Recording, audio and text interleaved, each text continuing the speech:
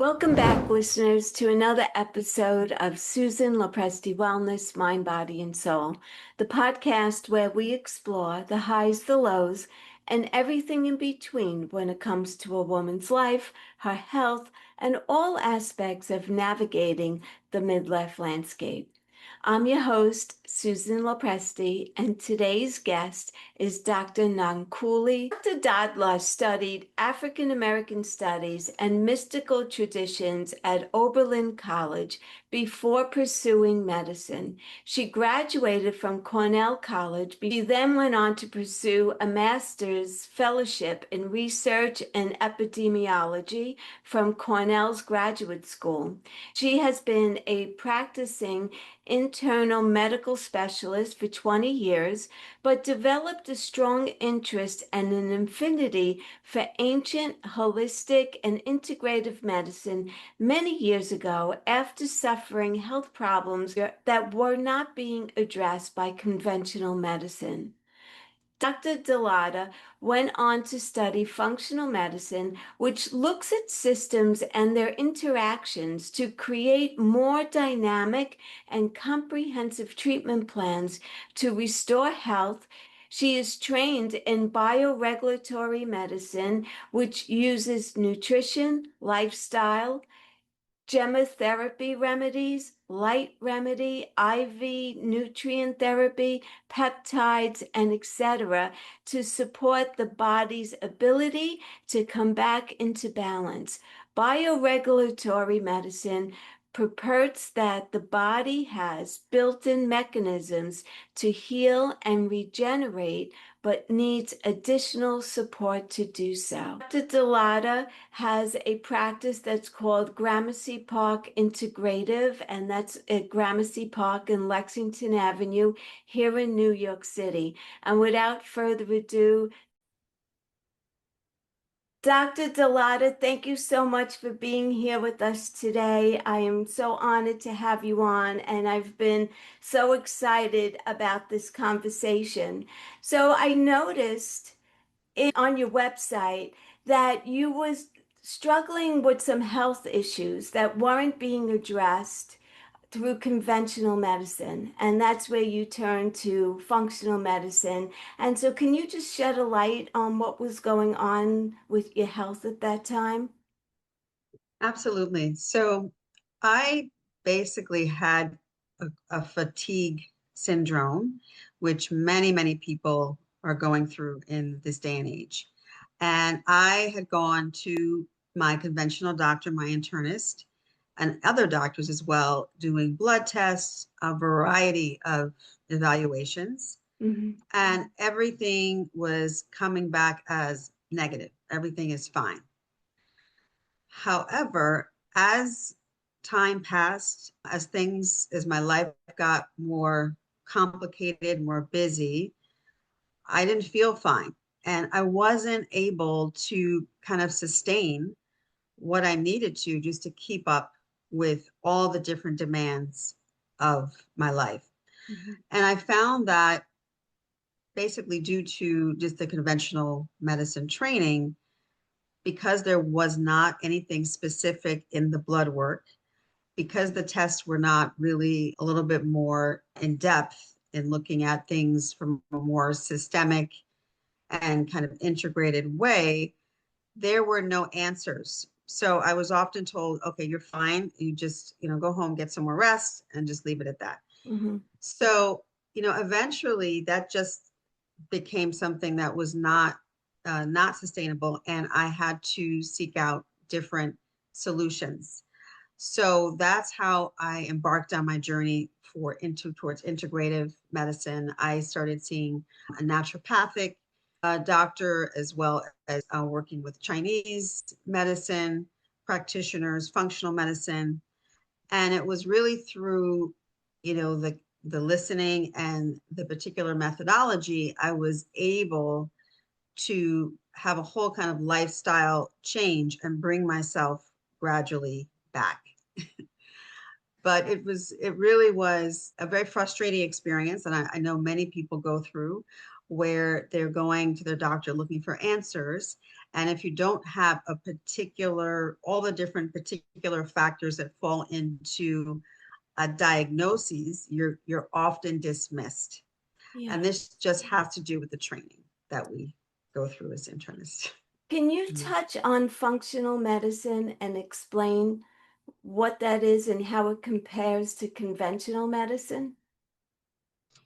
Absolutely. So functional medicine basically will look at how all of the different organ systems, how they interact and how they relate. And there's a belief. So, for example, somebody may be suffering from headaches, but from the functional medicine perspective or the integrative medicine perspective, you're going to look at all like your digestive system. You're going to look at various systems to see what could be the root cause of the headache. It may not necessarily solely lie in the brain, but once you start breaking things down and looking at things from a more comprehensive point of view, you may be able to do things, for example, to repair the gut that that can also lead to the decrease in headaches and migraines, for example. Yeah. So it's kind of looking at things in a very like a systemic and organized fashion where you're going through all the systems and trying to piece together what is the underlying cause for that particular dysfunction. I would also say that functional medicine, or what I also like to, speak of in terms of bioregulatory medicine, which is very similar, basically, is saying that the body has its own innate ability to restore, to repair itself. And our role is to do things to support the body in being able to kind of fulfill that natural ability. And because, we're in a situation now where we are so, bombarded with toxins and so many different things coming at us, the body does need additional support in many cases to be able to sustain itself and to go really have a thriving, physical and mental function, not just getting by and surviving. Right. So I I see really that as the main difference, where I think in terms of conventional medicine, a lot of things are driven by having a particular diagnosis. And that diagnosis will lead to, all right, there's specific medications that I can give that person to address that diagnosis.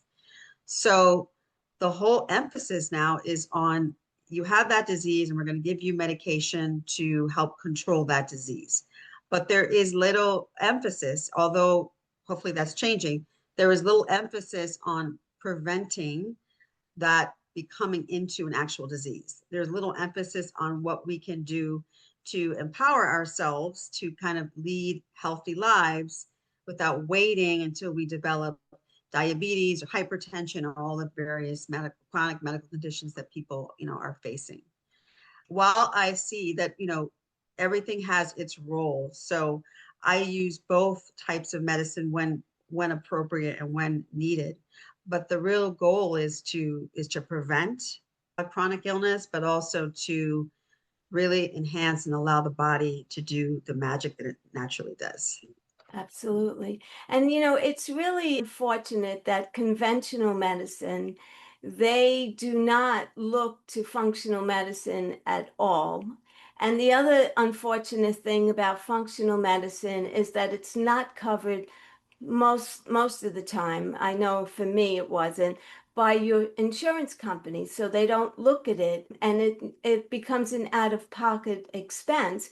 But in my own personal experience, when I was going through perimenopause and I was going to conventional doctors who were telling me that it was perfectly normal for a woman my age to be experiencing these symptoms, when I went to see a functional medicine doctor in 2011, it was a whole different ball game at that point. And she looked at my gut first and immediately said, I suspect that you have a gluten sensitivity.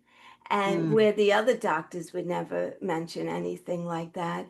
And it was under her care that I actually began improving. And I did have migraine headaches all the time, and it Mm. was connected to my gut.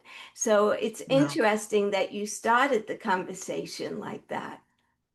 Yeah, I mean, it's so true because one point that you make is really unfortunate is that everything that diagnosed, it's all tied to the insurance company and reimbursements, right? So if you Yes. don't have those particular diagnosis codes, you're not going to get reimbursed, and then doctor's not going to get paid.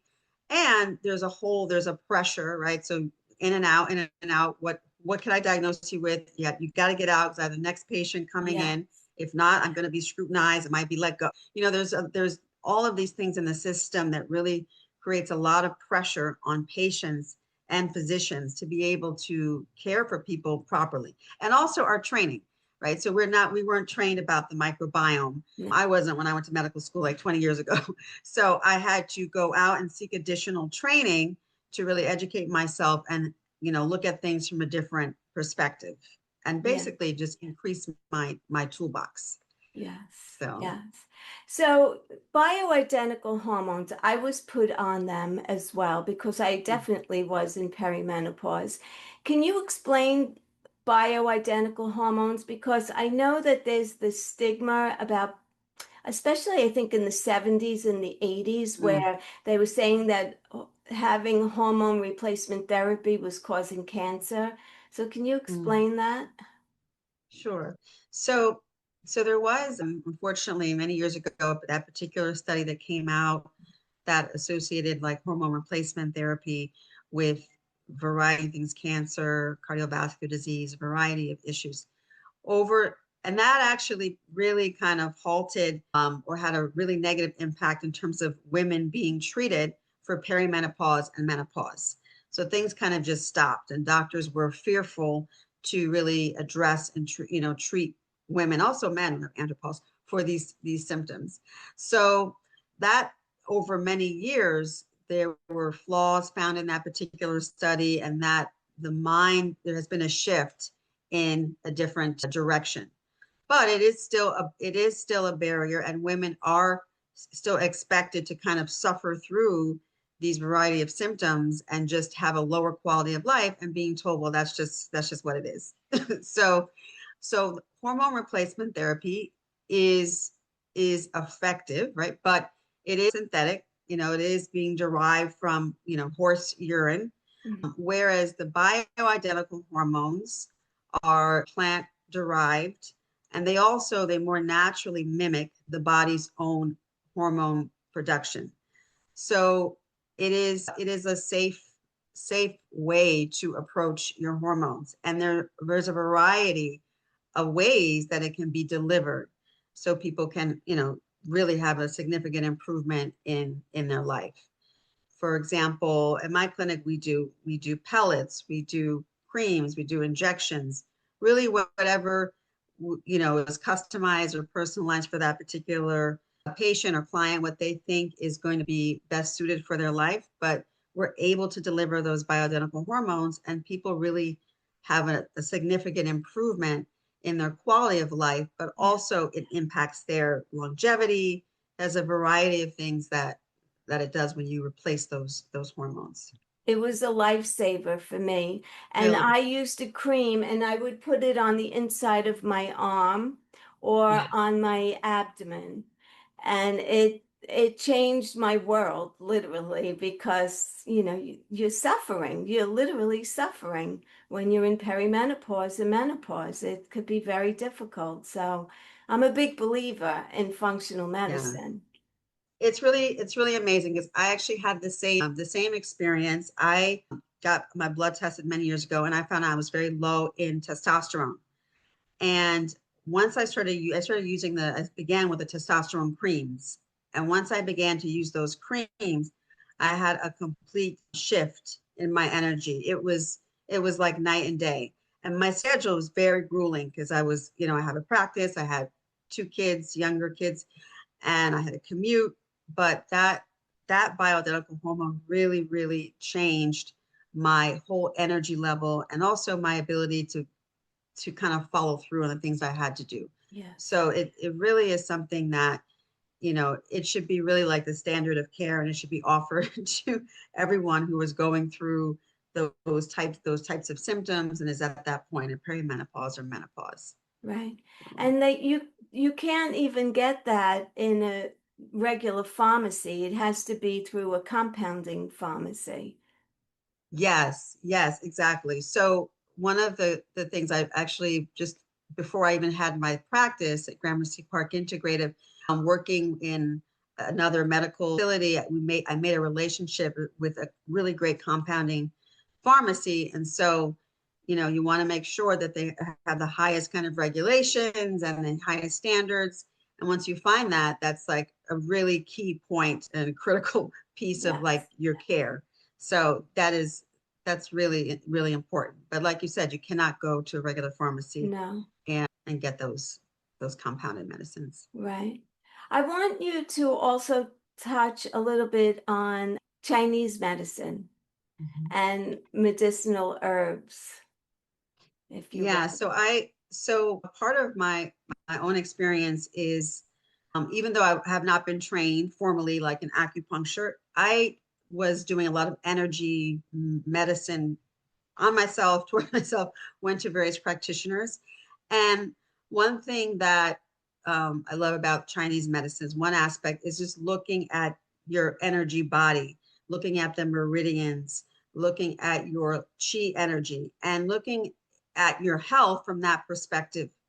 And basically using not only herbal medicine, but also acupressure, acupuncture to unblock those energy lines and to restore your natural energy. So when I was going through, various fatigue issues, I would get various diagnostic treatments, and one would be to check my pulses. And those pulses, which I do also with my patients now, we would check the pulses to see where there is a deficiency or an imbalance in the gut health, in the kidney health. But that kidney health and gut health kind of correlate to energetic centers, which is different from traditional like Western medicine. Right. But I found that the herbal treatments, like a lot of my patients, for example, they do have fatigue syndromes, or they have menopausal symptoms. Using a concoction of Chinese formulas really, really helps in terms of changing the energy flow in their body in conjunction with other things that they have to do. Right. I also work with a really great lab called Way Labs, and they have amazing protocols for actually more advanced diseases, more advanced liver disease, kidney disease, COPD, and very, very intricate protocols that can be like year long, that gradually work to cleanse and then restore kind of this like cellular metabolism and restore and create that balance in the Wow. system. So, yeah, Interesting. that's cool. Oh, the other thing I wanted to talk to you about is NAD, NAD. Yes. But Mhm. what does Yes. that stand for, NAD? Yes. Nicotinic adenoma. All right, I'm gonna mispronounce it. Oh, okay. Nicotinic adenosine. I'm gonna mispronounce it. So, Okay. What does it so do? okay. So the most important thing. So NAD is one of the centerpieces for longevity, and it actually is active in every single cellular process that the body has. Okay. So with NAD, it is very significant in helping cellular repair. It works very closely with the mitochondria. Now, the mitochondria is, called like the powerhouse of the cell. Right. So NAD is very, very, important in helping the mitochondria to work and function more efficiently. NAD also helps to decrease inflammation in the body. So inflammaging, right? They call it, right? Because Yes. inflammation is one of the main drivers to aging, but also all chronic disease. So as we get older, NAD will naturally decrease in our bodies. So it becomes very important if you're thinking about things, from the perspective of not just like your lifespan, but like your health span, to investigate, to see what, your levels are of NAD, and then to, replace those levels. A lot of times, we have different processes going on in the body all the time. So the body, like I was saying, has this ability to heal and repair itself, but it needs that additional help. So one thing that NAD helps with is it helps with particular proteins, longevity proteins, that get depleted as we get older. So when you have the NAD coming back into the system, it can really help those longevity proteins to do their job and to work more effectively. So that really is something that's really key. I think that, again, when you go for your annual physical, these are not things that are kind of discussed or brought up, and they're kind of disregarded. But it really is one of the key areas that we need to address to be able to, have positive longevity. Yes. Because we are going to live longer, but we don't want to be living longer in nursing homes or under the care of our family in, Alzheimer's and a variety of different diseases. Absolutely. Yeah. And speaking of NAD, it also significantly helps with taking away some of those negative plaque proteins that are associated with Alzheimer's. Yeah. So it has many, many differentiations. So one of the things that that we do, because you can go to a clinic, a functional medicine clinic, right, and get an NAD drip. You can get a shot. But one thing that we like to do is I'm working with this particular lab where we're looking at what level is your NAD, because sometimes you don't know exactly how to even dose yourself properly if you don't even know kind of where you stand. Yeah. So this particular lab, the scientist, he's done a lot of work with NAD, and he has a particular test that looks and measures the intracellular level of NAD, which is great. Now you know where you stand, you know how deficient you are, you got to know what your risk is, and now you can replete it with the appropriate amount. And we happen to use like a powder for that. What but is we that? also do You use a what? so we use a powder. So Oh, the name powder. of this, yeah, this name of this this product is called Ginvinity, which is really great. So we use a powder, and then we kind of see how is the body responding, and then if necessary, we'll retest in a few months. We also, do IM, do other type injections as well, but I like to start, with the powder and then try to get you on a steady state, and then we kind of see what your body needs as we move through some of our protocols for anti-aging. Well, so that seems like something that everyone should have checked, right? Because we all want to live longer and we want to live longer and be healthy. And that seems like a no-brainer way of doing it. Exactly. So Yeah, I mean, yes, I'm sorry. how does it affect our aging and health? Like, does it slow down the aging process or it Mm-hmm. does? So one of the things that you can also like supplement is you can supplement precursors to NAD, which is NMN. That's one of the precursors. So people are taking some of those supplements to kind of help with the production of NAD. So the way that it helps is it slows down, right, the inflammation process. It helps with something called autophagy, where the body has its own way of kind of regulating itself and taking out kind of bad cells. Yeah. It helps with that process as well. It also doing things like working on your sleep cycle, your circadian rhythm. That also supports NAD. So all of these things basically increase cellular efficiency, cellular regeneration, and that is what allows you to be healthier and to live longer. So what are some of So the supplements that you need to take to improve NAD? So one of the things so we use that particular powder by Genvinity that has a combination of a lot of B vitamins and a Oh, variety of different, it's a mixed product, but also NMN, like I was saying, is a precursor that you can use that also helps the production of NAD. But you can also make lifestyle changes, right? So one thing is intermittent fasting. Intermittent fasting also helps to kind of ramp up the NAD cycle. So you can have a schedule for yourself where you have like an 8-hour window of eating, say 4 times a week. The other days you can just eat normally. And that really helps for the body to have this kind of resilience, mm-hmm. being able to go in and out of these types of metabolic processes.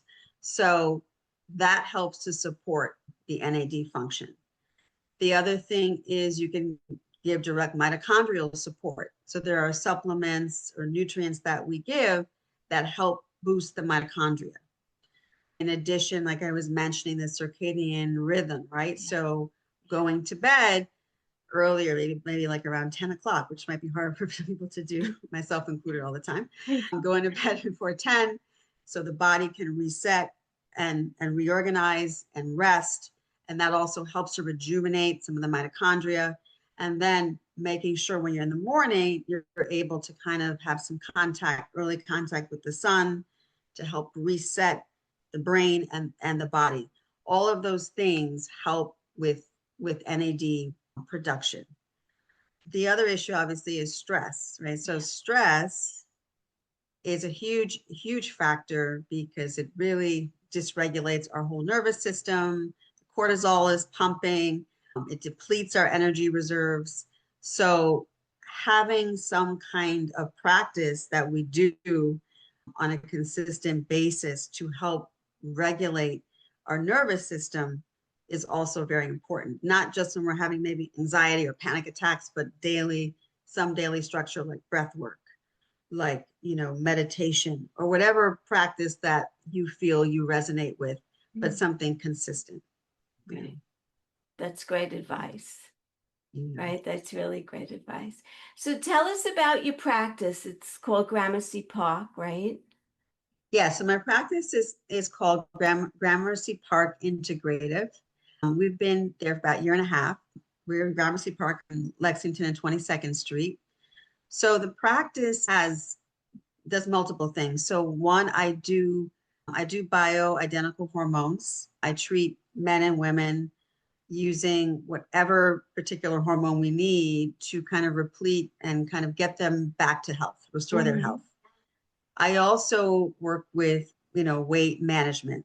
So we use GLPs and other types of supplements and things that we need to get people's weight into balance. And I find that in conjunction with the bioidentical hormones, it works really well. People start feeling better, the inflammation decreases, and it kind of speaks to all those longevity issues we were speaking about before. So I do that. And I also do have like anti-aging or longevity protocols where we are focused heavily on repleting, measuring the NAD, replenishing the NAD. There's a whole panel of kind of blood work that we do or testing that is not like a routine type of testing, Mm-hmm. which will give us a sense of where you fall in terms of variety of aging proteins and kind of what is your biological age versus your your regular age. So these things, yeah, these are things that we look at. And I also use, if necessary, not only nutraceuticals, a variety of these Chinese herbs that we use, supplements. I use a very great product, not only Way Labs, but something called Health Concerns, which is a really great product. But I also do peptides. So we would do a lot of replenishing with peptides as well, based on whatever your condition or your situation is. I also have a big program in cardio prevention. Oh, So I look at really where you are in terms of your cardiac health. So we're much more aggressive. We do more, imaging and testing to see what is going on with your coronary arteries, with your carotid arteries. And then from there, I give the integrative approach and program using nutraceuticals, diet, lifestyle, but also if I need to use medication, I will, to prevent someone from developing heart attack and stroke, yeah. or if they've already experienced that, to prevent them having a secondary event. So our philosophy is that the standard of care with cardiovascular health is not enough. So we kind of aggressively go after it because we're finding younger and younger people being impacted by it. Yeah. So that is really a big thing that we do. Also, as you mentioned, gut health. That's kind of like the foundation where we start, because a lot of our issues are arising from the gut, Hmm. and we are treating that with a variety of protocols that we use. And I would say the max, the big max thing that we do in terms of aging is we focus on cellular regeneration. So we have particular protocols specifically targeting cellular regeneration. And I can leave it at that. And people can come to me and ask if they want more information about Okay. that. I want to go back to bioidentical hormones. At what age would you recommend that a woman get tested or start using bioidentical? Would it be someone who's in her mid 30s, or do you wait until they're in their 40s going through perimenopause? What do you recommend? So I think it depends on the individual person. I Uh-huh. think, like, I have some women who are having symptoms in their late 30s, Okay. and we can start replenishing their testosterone if necessary. Once they start getting like in their early 40s, then we can start doing testing and kind of more aggressively treat. However, you can give estrogen in particular doses even before a person enters full menopause, but that really has to be customized to that particular person. Yeah. So whenever people start to feel like, they are going in the wrong direction, even late 30s, we start to test, and we can treat. And as things develop into actual menopause, then our treatment plan will even expands. But it is good to try to address things early, like in Yeah. perimenopause, as early as possible, so you can prevent yourself from going down this very, very depressing and difficult road of just Yeah. like having no energy, bad mood, and everything else that goes along with that. Poor sleep, hot flashes, night sweats, Exactly. anxiety, brain fog. Should I go on? Yes. And I'll You tell you, a lot of notice people, I've been there, right? yeah, and the brain fog, really hormones help tremendously with that. That's a big thing. And a lot of people will just say, I feel different. I just feel more confused. I can't focus. And it starts hitting in the 40s. And Yeah. so myself being in my 50s, yes, it makes a huge difference to get treated early. Yeah. Now, for someone who's past menopause, so like me, Mhm. I'm 65. Wow. Should I like be testing my hormones at this age to see if I'm deficient in any particular hormone? You can, there are people who would disagree and say after a certain age, there's no point in treating, but you can. I do have some patients who are on the bioidentical hormones for a long time, and it's keeping them stable, and they do not want to make changes. So it is good to check the hormones and see what is appropriate for your age. But everything has to be kind of customized to kind of where you are, but also how you're feeling and what your symptoms are. Right. So Right. And are you seeing new patients at your practice? Like you're welcoming new patients at this? absolutely. We're a new practice, been there for a year and a half. So we are welcoming, and we would love to treat and serve new patients. Yes. Thank you. Any final thoughts that you want to leave my listeners with? Because my audience pretty much is a midlife woman Yeah. who's in her mid 40s and older. So, what advice would you give to a woman at that age? I would say really to try to reclaim your power and your strength, and find things, activities that are self-caring, that really, really emphasize your own energetic wellness and protection. So along with diet, exercise, getting proper sleep, also finding things to support and nurture your own energy. Because the society makes women feel at a certain age that they are not as useful, they're not as important. So Right. it's very important that we are able to fill our own cup by doing things that kind of stimulate and improve our vital energy. So definitely I would say that. And then also to seek out integrative health practitioners who can give you a variety of modalities to help sustain your health and make you feel better, not just kind of getting by and treating a particular chronic disease. So Yeah, thank you. That's great advice. So I will put all of your information in the show notes, your phone number, where they could reach you, your website, email. And I think the work that you're doing is wonderful. I truly believe in it. It certainly I feel like it saved my life, literally, because yeah. I thought I was dying. I Mhm. I looked well, I was about 25 to 30 pounds overweight. Mm. I had joint pain. I was getting migraine headaches. I'd wake up in the morning with a fairly flat stomach, and by the end of the day, I looked 6 months pregnant. And Okay. I was like, what is going on? And, Yeah. so at that time, was looking for functional medicine, and I found a doctor in New York City. And I honestly feel like she saved my life in a way, because I felt like I was about to die at some point. It was really bad. No, it's really because there's so many things that the changes that your body goes through, and you don't Yeah. even know what's related to what. And it could all be like the hormone deficiency. So that is like something that I relate to as well, and many of my patients relate Yeah. to. Men and women. So also men get that grumpy old man syndrome when their testosterone is low. And Yeah. so people don't always make that association, but it's yeah. So That's true. I know a couple like that. Anyway, thank you so much for being here. I truly appreciate you. And I'd love to have you come on again. I would love it. I would love it. It Thank was such a you. Thank pleasure.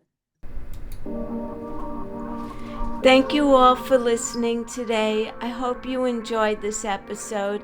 If you did, and you think that this episode would benefit someone who you know and love, please share it out with them and let them know about my podcast. And if you would, it would be great if you could leave me a review. And if you're not already following me here, please be sure to subscribe to this channel so that you can be notified when a new episode is released every week. I truly do appreciate that, and I just want to say until the next time, be well, stay happy, and bye for now. Take good care, everyone.